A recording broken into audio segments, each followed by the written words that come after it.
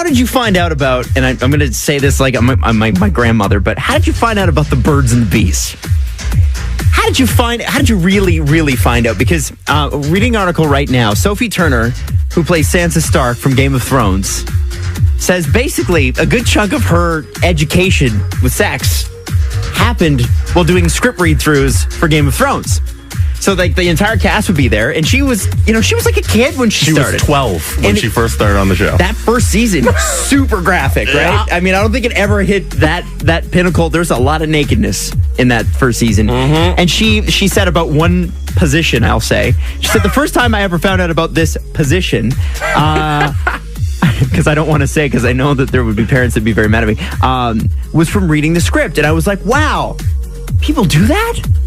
That's fascinating. Mm-hmm. And then from there, it kind of, and obviously Game of Thrones has never really held back. No. So, if you're doing a cast read-through on a specific episode, everybody's going to have to be there. Everybody's going to have to be involved. Mm-hmm. She herself has been involved in some crazy stuff. Yep.